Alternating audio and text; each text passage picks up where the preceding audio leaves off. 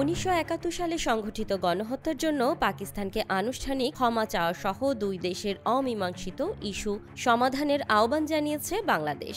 রোববার পররাষ্ট্র মন্ত্রণালয় এক বিজ্ঞপ্তিতে এ তথ্য জানিয়েছে। পররাষ্ট্র উপদেষ্টা মোহাম্মদ তৌহিদ হোসেন এবং সফররত পাকিস্তানের উপপ্রধানমন্ত্রী ইসহাক দার রোববার সকালে ঢাকায় একটি হোটেলে বৈঠক করেন। বিজ্ঞপ্তিতে উল্লেখ করা হয়, বৈঠকে পররাষ্ট্র উপদেষ্টা মোহাম্মদ তৌহিদ হোসেন এবং পাকিস্তানের উপপ্রধানমন্ত্রী ইসহাক দার নিজ নিজ দেশের প্রতিনিধিদের নেতৃত্ব দেন। বৈঠকে পররাষ্ট্র উপদেষ্টা পারস্পরিক শ্রদ্ধা, বোঝাপড়া এবং অভিন্ন স্বার্থের উপর ভিত্তি করে সহযোগিতামূলক দ্বিপক্ষীয় সম্পর্ক আরও গভীর করার গুরুত্বের উপর জোর দেন। এতে উভয় পক্ষ পারস্পরিক আঞ্চলিক ও আন্তর্জাতিক বিষয় নিয়ে খোলামেলা ও গঠনমূলক আলোচনা করেছে।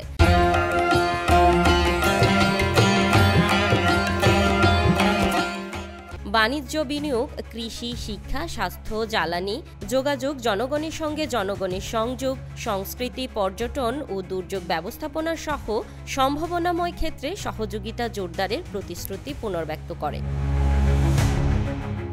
বৈঠকে বাংলাদেশ সব ক্ষেত্রে অব্যবহৃত সম্ভাবনা উন্মোচনের গুরুত্বের উপর জোর দেয়। তারা এক্ষেত্রে নিয়মিত কূটনৈতিক ও খাত ভিত্তিক যোগাযোগের গুরুত্ব স্বীকার করে। পররাষ্ট্র উপদেষ্টা একে অপরের পরিপূরককে সম্পূর্ণরূপে কাজে লাগানোর জন্য অর্থনৈতিক ও বাণিজ্যিক সম্পৃক্ততা বৃদ্ধির গুরুত্বের উপর জোর দেন। তিনি এক্ষেত্রে উভয় দেশের বেসরকারি খাতের গুরুত্বপূর্ণ ভূমিকার উপর জোর দেন।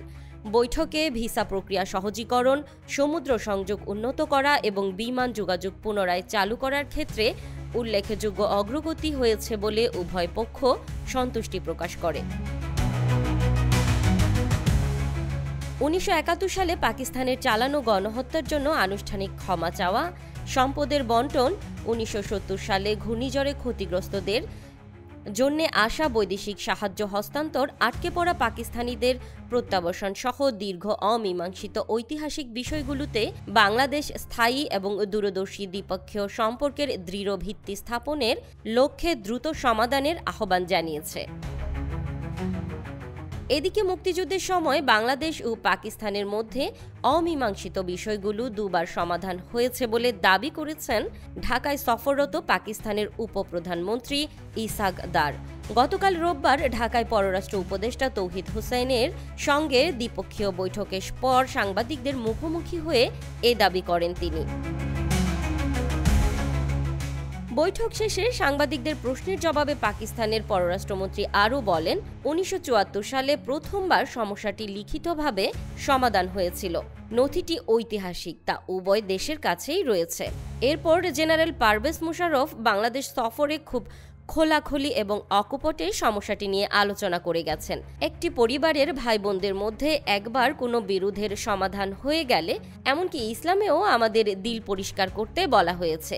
সুতরাং চলুন সামনে এগিয়ে যাই। আমাদের একসঙ্গে কাজ করতে হবে। আমাদের একটি উজ্জ্বল ভবিষ্যৎ আছে।